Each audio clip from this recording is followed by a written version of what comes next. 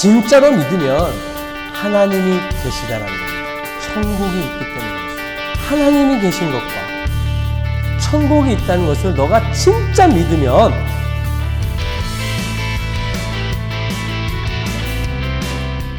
안녕하세요. 빛을 담은 교회 이정훈 목사입니다. 한 주도 잘 지내셨어요? 오늘도 귀한 말씀을 통해서 또 한 주를 살아갈 수 있는 귀한 힘을 얻는 말씀이 되길 기도하겠습니다. 오늘 말씀은 우리가 너무도 잘 아는 요한복음 14장에 있는 말씀입니다. 예수님은 요한복음을 통해서 예수님이 누군지를 말씀하고 계시는데 나는 생명의 떡이다, 나는 빛이다, 나는 선한 목자다, 나는 부활이다, 나는 길이고 진리고 생명이다. 오늘 14장에 있는 말씀처럼요. 그 다음에 15장에 가면 우리가 너무도 잘 아는 예수님은 나는 포도나무다. 이렇게 예수님에 대해서 이야기를 하고 계시는데, 자, 그러면 우리는 오늘 말씀을 통해서 왜 예수님은 내가 길이고 진리고 생명이라고 말씀하셨을까? 그 말씀이 있기 전에 말씀을 좀 보니까 근심이라는 단어가 나오면서 예수님이 말씀을 시작하십니다. 14장 1절 말씀인데요. 너희는 마음에 근심하지 말라. 하나님을 믿으니 또 나를 믿으라. 근심하지 말라 말씀하셨습니다. 예수님 눈에 뭐가 근심하는 제자들의 모습이 보였던 것 같아요. 지금 14장은 예수님께서 마가의 다락방에서 마지막 성찬을 하시고 그다음에 제자들의 발을 씻기셨던 장면입니다. 그리고 그 다음 날이면 예수님께서 이제 십자가에 돌아가시는 사건이 있는 날인데, 죽음을 앞두고 예수님께서 그 마가의 다락방에서 여러 가지 이야기들을 하셨습니다. 이것은 내 살과 피니 먹고 마셔라. 너희 중에 나를 배신하는 자가 있다. 수제자 베드로에게는 네가 닭이 3번 울기 전에 나를 부인할 것이다. 이런 말이 오고 가니까 제자들의 입장에서는 난감하기도 하고 도대체 무슨 말씀이실까 하면서 얼굴에 근심이 생긴 것 같아요. 또 한 가지는 예수님이 이제 죽음을 앞두고 계시잖아요. 3년 동안 제자들과 함께 있으면서 예수님이 수많은 일들을 통해서 이제 예수님의 죽음을 예비하기도 하시고 말씀도 하셨는데, 제자들은 그 말씀을 잘 이해를 못했습니다. 3년을 같이 있으면서도 불구하고. 그런 여러 가지 일들을 통해서 예수님이 제자들의 얼굴을 보니까 뭔가 근심이 보여요. 그러니까 예수님은 더 근심이 되는 게 뭐냐면, 내가 이런 제자들을 이제 놔두고, 이제 하나님 앞에 가면 이 제자들이 이 땅에서 어떻게 살아갈까? 근심이 되는 거죠. 그러니 예수님께서 오늘 말씀을 통해서 뭐라 그러시냐면, 내가 길이고 진리고 생명이니까 너희들 걱정하지 말라고, 근심하지 말라고 예수님께서 말씀해 주시는 겁니다. 자, 그러면 성경에서는 말이죠, 이 근심에 대해서 어떻게 말을 할까요? 누가복음 12장 26절에 우리가 잘 아는 말씀입니다. 그런즉 가장 작은 일도 하지 못하면서 어찌 다른 일들을 염려하느냐.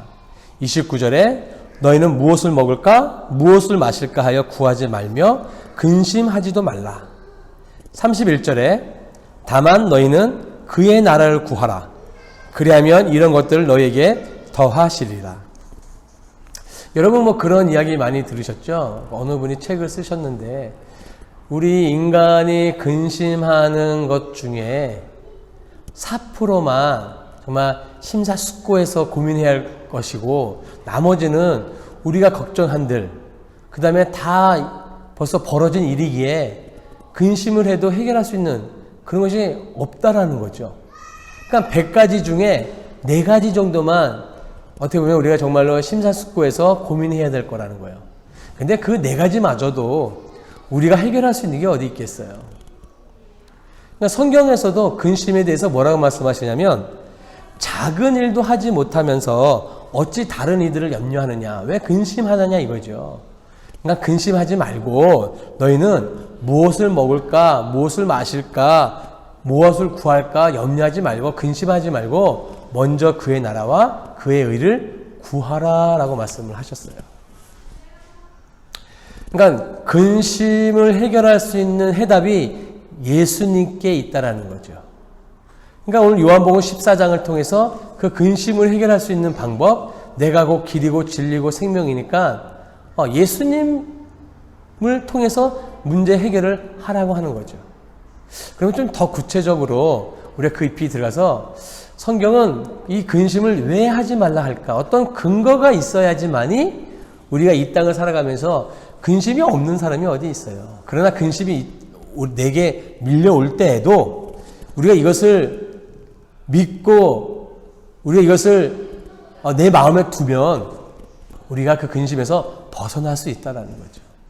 자, 그것을 좀 우리가 찾아보겠습니다. 자, 말씀에 다시 한번 14장 1절인데 너희는 마음에 근심하지 말라. 하나님을 믿으니 또 나를 믿으라. 성경이 근심하지 말라는 이유 첫 번째는 뭐냐면 하나님이 계시다라는 겁니다.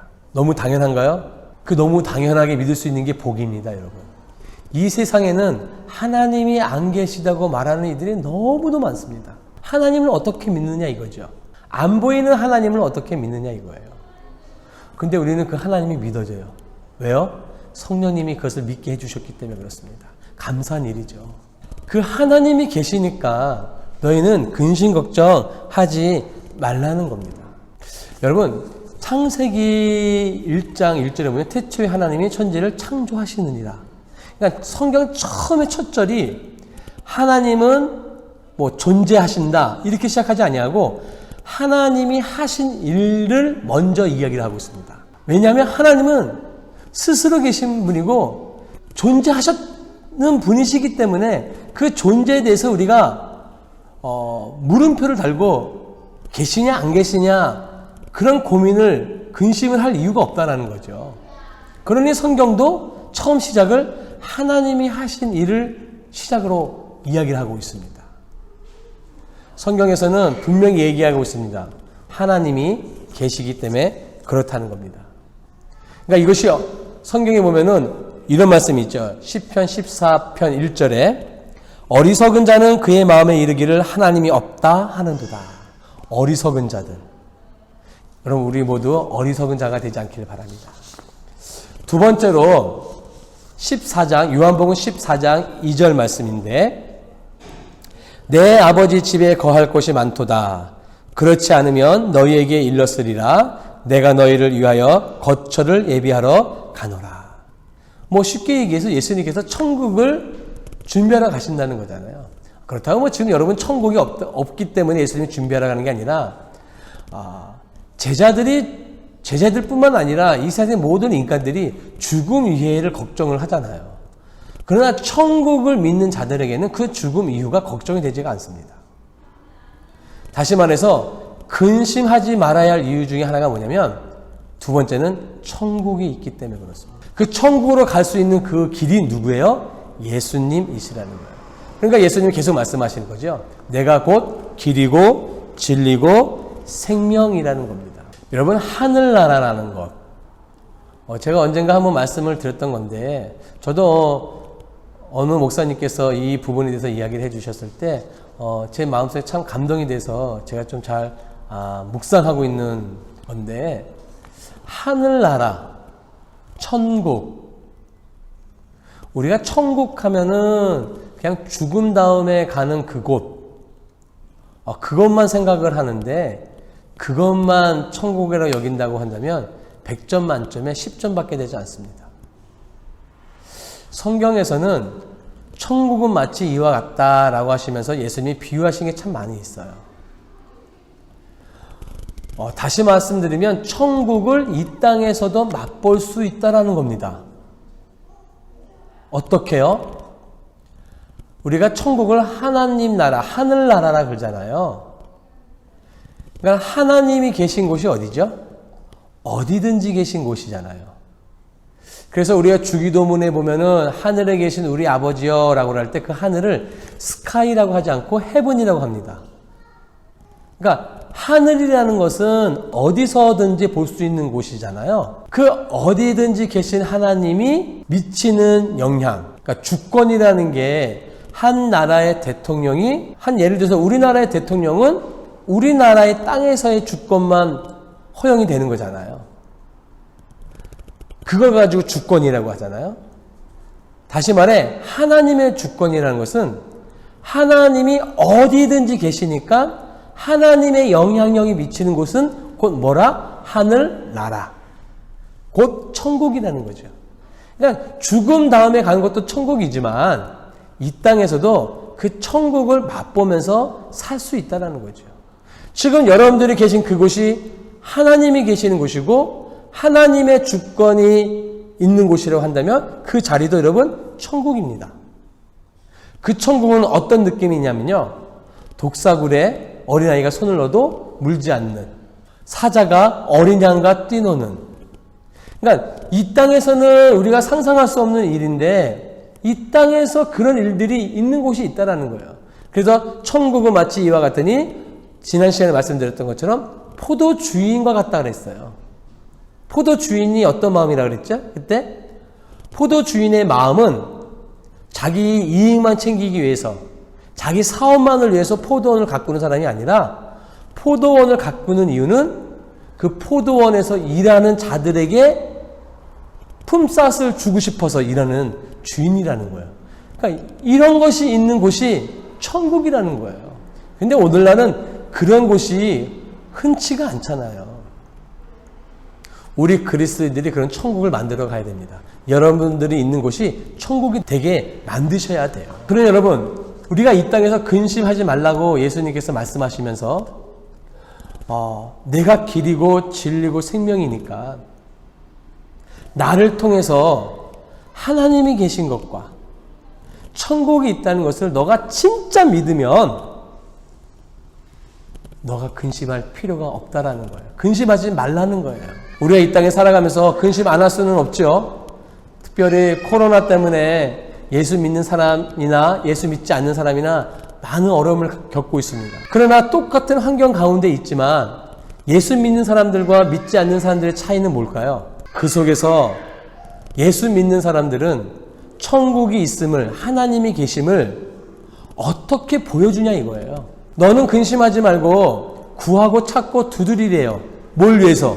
먼저 그의 나라와 그의 의를 위해서 두드리라는 거예요. 내 이익과 나의 어떤 물질을 위해서, 우리 가족만을 위해서, 우리 사업만을 위해서 구하고 찾고 두드리는 게 아니라 하나님의 천국을 위해서 구하고 찾고 두드리는 자들, 그것이 천국이라는 거죠. 이런 그리스도인의 모습이 우리에게 필요하다라는 거예요. 여러분 지금 근심 가운데 있나요? 진짜로 하나님이 계시고 진짜로 천국이 있음을 늘 머릿속에 기억하시면서 또 입으로 고백하시면서 그 근심 속에서, 염려 속에서 해방되는 저와 여러분 되길 간절히 축원하겠습니다. 기도합니다. 좋으신 하나님, 너무도 좋으신 하나님, 우리 하나님은 내가 힘들 때도 때로는 기쁠 때에도 늘 변함없이 우리 곁에서 동행하여 주시는 하나님이심을 믿습니다. 그러기에 지금 내가 어려운 가운데에 근심 가운데 있다 하더라도 그 하나님이 계시기에, 천국이 있기에 그 근심 가운데서도 내가 억지로라도 기뻐할 수 있고 감사할 수 있고 또한 주님 앞에 기도할 수 있음을 또한 고백합니다. 하나님 아버지, 우리가 이겨내게 하여 주시고 다른 이들과는 다른 정말 진짜 그리스도인으로서 이 땅에서 살아가는 귀한 우리 모두가 다 되게 하여 주시옵소서. 감사를 드리며 예수님의 이름으로 기도합니다. 아멘. 여러분, 사무엘상에 보면은 한나에 대한 구절이 한 구절이 나와 있는데 이렇게 구절이 나와 있습니다. 사무엘상 1장 10절인데 한나가 마음이 괴로워서 여호와께 기도하고 통곡하며. 여러분, 근심 가운데 있으십니까? 우리가 먼저 해야 할 것은 하나님 앞에 나와 기도하고 무릎 꿇는 일이 우선되어야 합니다. 왜요? 그 하나님이, 그 예수님이, 그 성령님이 길이고 진리고 생명의 통로이기 때문에 그렇습니다. 우리의 근심의 해결은 거기서부터 시작하는 겁니다. 여러분, 한 주간 살아가시면서 또한 이 어려운 시대에 많은 근심과 걱정으로 힘들어할 때 우리가 꼭 기억해야 될 것은 예수님이 길이고 진리고 생명임을 기억하셔서 그분 앞에 무릎 꿇고 먼저 기도하면서 근심을 떨쳐버릴 수 있는 저와 여러분 되기를 간절히 기도하겠습니다. 여러분, 그런 찬양 있잖아요. 기도할 수 있는데 왜 걱정하십니까? 기도할 수 있는데 왜 근심하십니까? 주님 앞에 나와 기도하세요. 네, 기도할 때 하나님께서 여러분들 마음에 그 근심이 바뀌어 감사가 되고 기쁨이 될 줄로 간절히 축원합니다. 감사합니다. 한 주간도 승리하세요, 여러분.